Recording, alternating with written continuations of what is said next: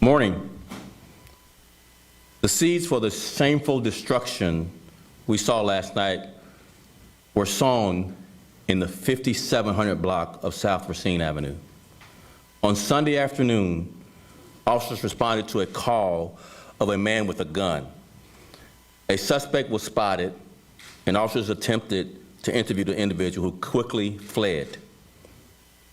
As this person was running away, a gun held by this person was pointed at our police officers, who gave chase, and this person fired shots at our officers. Officers returned fire and struck the individual, who was taken to the University of Chicago Hospital and is expected to survive. The shooter is a 20-year-old man with 4 previous arrests for charges including burglary, child endangerment, and domestic battery. I am relieved to say that none of our officers were hurt in this shooting. A gun was recovered from the scene. After this shooting, a crowd gathered on the south side following the police action. Tempers flared, fueled by misinformation as the afternoon turned into evening. CPD became aware of several social media posts encouraging looting downtown. Officers were dispatched to our downtown area once we got word of the social media post. 400 officers were dispatched to our downtown. As the officers arrived to our downtown, the first incident happened at a store near the 87th and the Dan Ryan Expressway. Soon, car caravans were headed into the loop.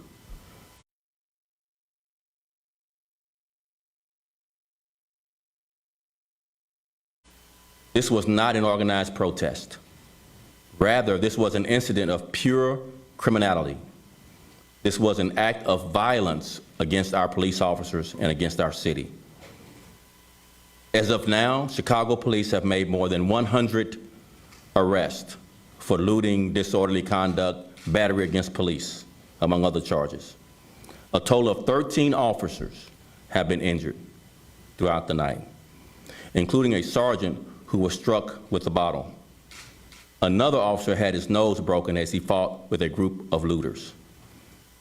In the last 7 days, a total of 9 officers have been shot at in Chicago. What we are seeing is violence against police. A security guard and a civilian were struck by gunfire during the melee last night in our downtown. They were both taken to Northwestern Hospital in critical condition. 5 guns were recovered during these incidents. In fact, CPD has recovered a total of 149 guns this weekend. Another 164 guns were handed in as part of a gun turn-in event on the west side. Gun arrests in this city are up 15% this year compared to 2019. In one incident last night, officers were arresting a looting suspect at Michigan Avenue and Lake Street. This person was carrying a cash register he had looted out of a store.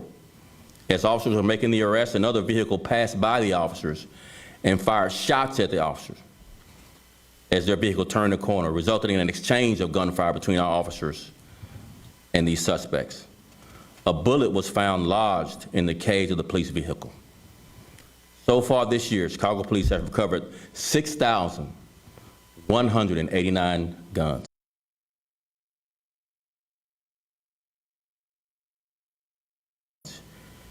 Each of these guns recoveries, as you can imagine, has the potential to turn into a deadly force encounter with police.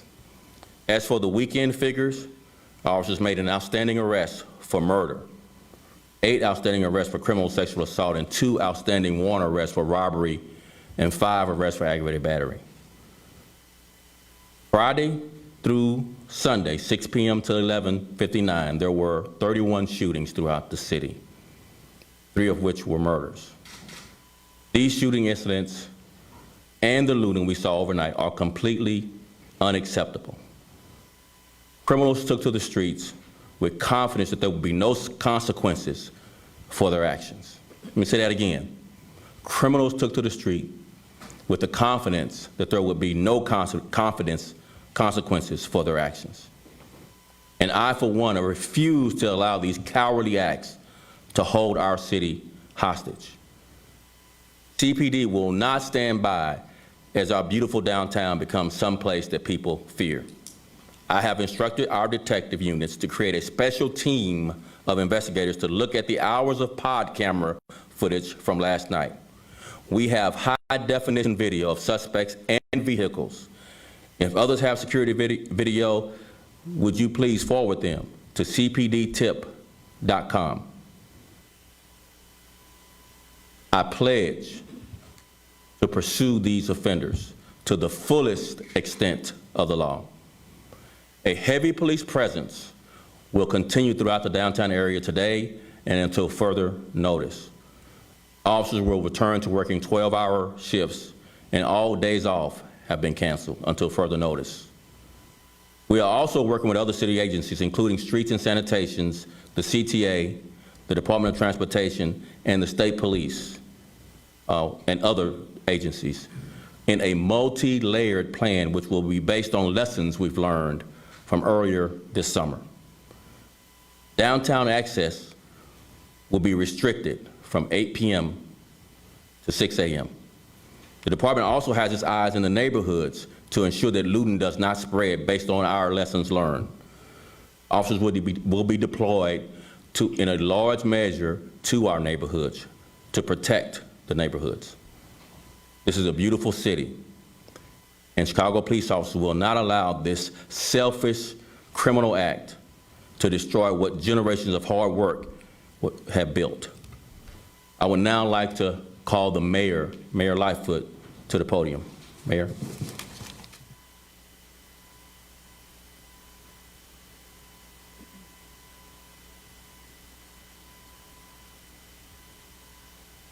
Good morning, everyone, and thank you, Superintendent. I want to acknowledge Alderman Chris Taliaferro, our chairman of the Public Safety Committee and City Council, as well as Rich Gaitis, and members of the command staff, including First Deputy Eric Carter. We are waking up in shock this morning. In the early morning hours of today, dozens of individuals came to our Loop, Mag Mile, River North, and Gold Coast neighborhoods, as well as our commercial district around North and Clybourne. These individuals engaged in what can only be described as brazen and extensive criminal looting and destruction. And to be clear, this had nothing to do with legitimate, protected First Amendment expression. As the superintendent said, we are currently investigating reports that this activity was connected to a shooting and resulting activity that took place in Englewood yesterday.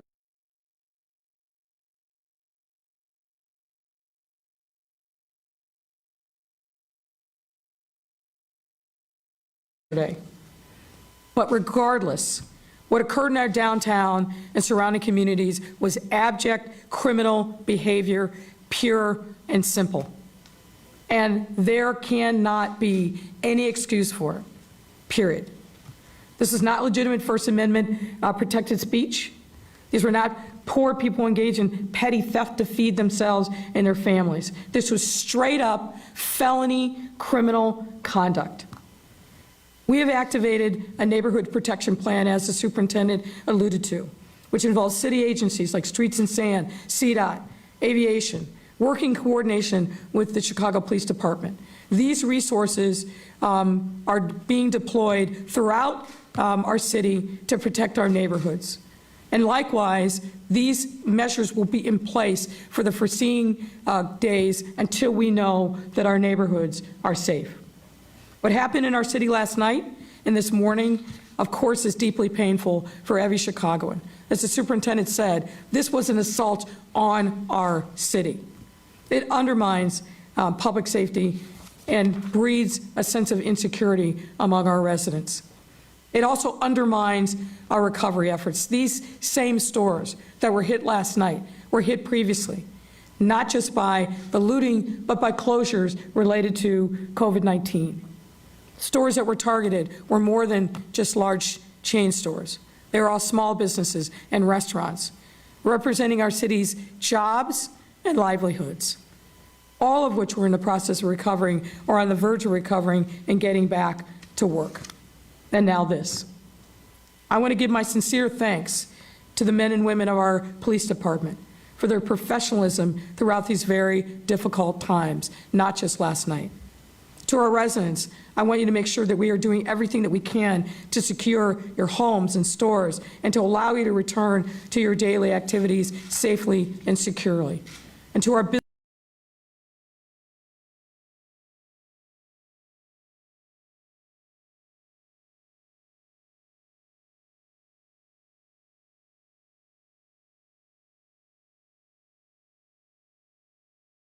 for you. We are already at work in finding you and intend to hold you accountable for your actions. I don't care. I do not care whatever justification was given for this. There is no justification for criminal behavior ever. You have no right to take and destroy the property of others. Our residents deserve to be safe. Our businesses deserve to understand and enjoy safety and security of their property and in their employees. And our police officers deserve to be able to do their job without having to worry about shots being fired, projectiles being thrown, and being maced. This is not anywhere near acceptable. And I call upon our state's attorney and our courts to make sure that these individuals who are arrested and those to come are held accountable. Put your best people on this. We have made the case. We have the video. We have the officer testimony. These people need to be held accountable and not cycled through the system. And judges that are holding these cases, you need to step up and be responsible. We can't continue to allow this to happen. And as the superintendent said, for people to believe that there is no accountability through our criminal justice system. No one wants to hold people in jail because they are poor. But people who engage in this kind of criminal activity, they need to be held accountable.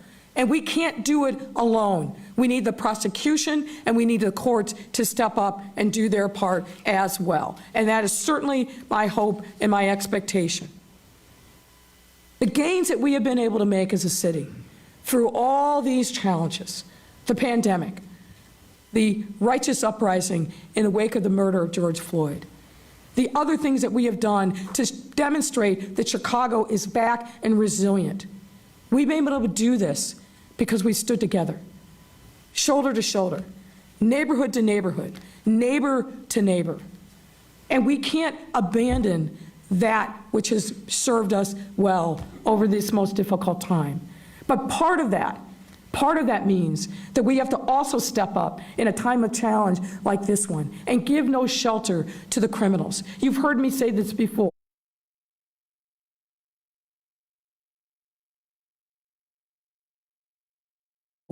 The people who are the shooters, as well as the people who are the looters.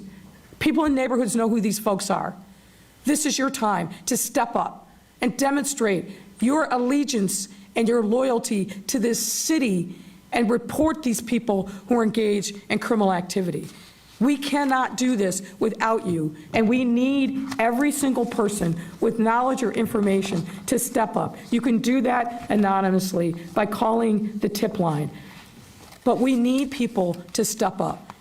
We are not going to let our city be taken over by criminals and vigilantes, no matter who they are, what they're doing. This is a time for us all to step up, and we will do just that.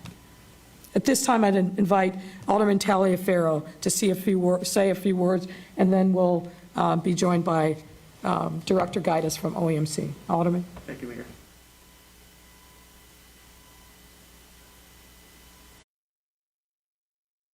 Thank you, Madam Mayor, Superintendent. But also let me thank the men and women of the Chicago Police Department for doing such a great job last night. As the mayor mentioned, a lot of our looters were very violent. There's reports of those being shot and those being injured as a result of the lawless actions last night. But Chicago still is a world-class city.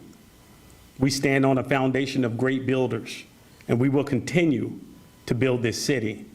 Chicago is and will always be a world-class city.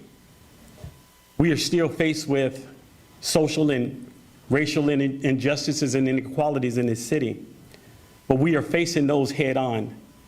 We will continue to build on this city, but let me be very clear.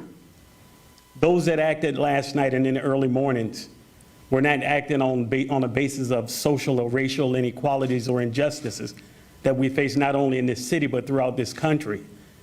They were acting on mere opportunity, and that's opportunity of gain. But despite that, we're still going to bring you a city that we could all be very proud of. I echo everything that our mayor and our superintendent have said. Those that are responsible need to be held accountable for their actions, and there will be accountability. We saw you, and we will come after you, because we cannot tolerate lawlessness in the city of Chicago as we continue to build.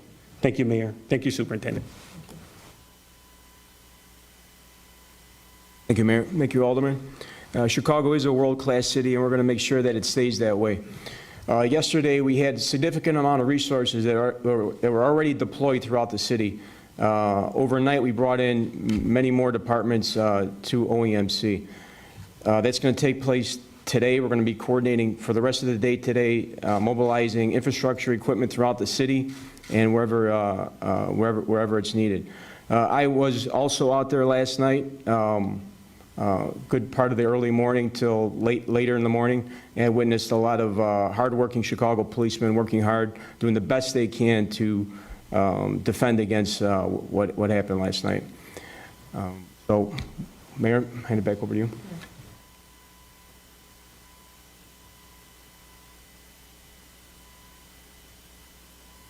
Craig, we'll take some on-topic questions.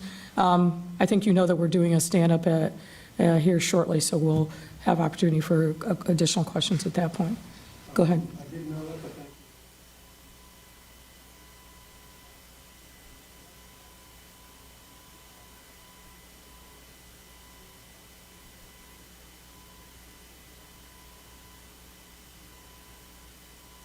So one of the things that I emphasize in my comments is where we start this with the shooting in the 7th District in Englewood, the Englewood neighborhood. And from that police-involved shooting of the 20-year-old who shot at the officers first, a crowd began to grow and become very intense interaction between the police on the scene as we processed the crime scene and the officers there to make sure the crowd stayed out of the crime scene. So that grew and grew into the late night hours on yesterday. And then almost immediately as that crowd dissipates and wanes in its size, we are monitoring social media in our CPIC division, and we come across a post on social media that a caravan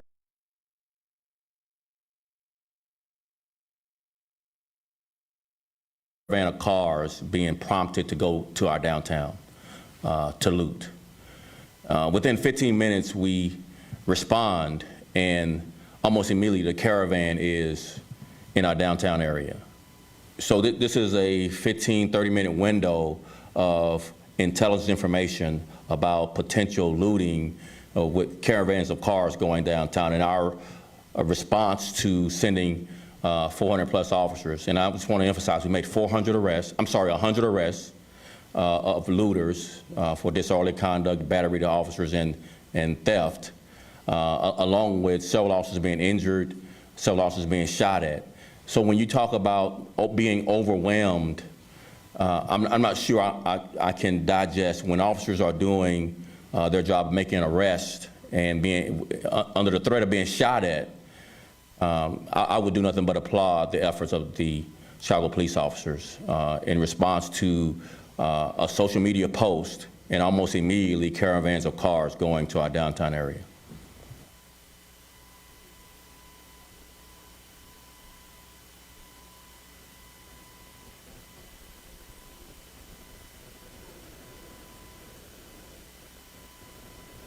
So again, I made this point in my comments. These looters act as if there are no consequences to their behavior. And they based that on what happened previously, that we made a lot of arrests during May and June. And not many of those cases were prosecuted to the fullest extent. And I think that's my point and the mayor's point. We have to have consequences for the arrests that Chicago police officers make through great threat to their own safety. They're being shot at to make these arrests. And these looters, these thieves, these criminals are emboldened by no consequences in the criminal system. They get released. Many charges get dropped.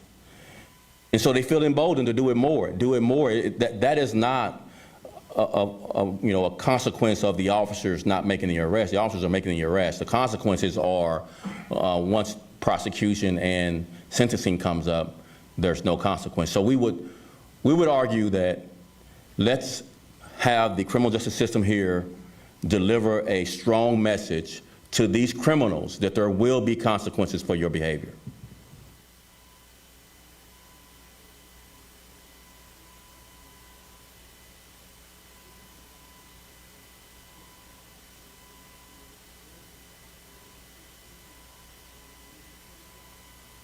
Don't take it from me, just go by what's been done. I don't want to do your job for you, but just go by what's been done. There were no consequences for the people arrested. Craig, let's be clear. I mean, and don't bait us, okay? This is, do not bait us. Do not bait us. This is a serious situation. People are concerned about their safety. Officers are concerned about their safety, so don't bait us. What we're saying is, as a result of what happened last night, there have to be consequences. We've got teams of people that are aggressively out there identifying the people responsible, looking at the plates, and we're going to bring them to justice. But when we do, and we do make those arrests, our expectation is that this is going to be treated with the level of seriousness that it should be, period. Don't try to bait us, mischaracterize, pit one against the other. We're not playing that. We are in a serious situation here, and we need a serious response. That's what we're saying, period.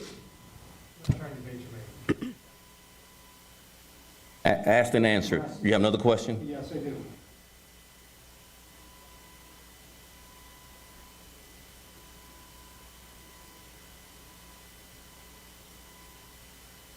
So we explained that we're committing, our off days of our officers are canceled.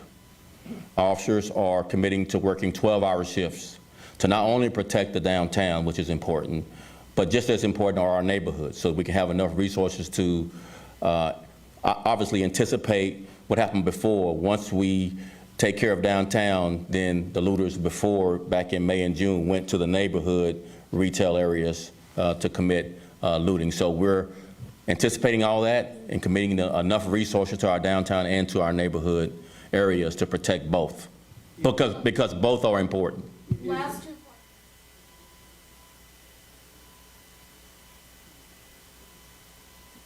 The precursor to what happened before happened last night. That's the intelligence.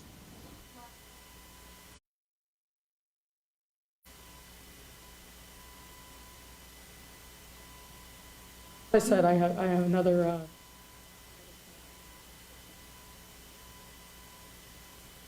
Thanks, appreciate it. Thank you very much.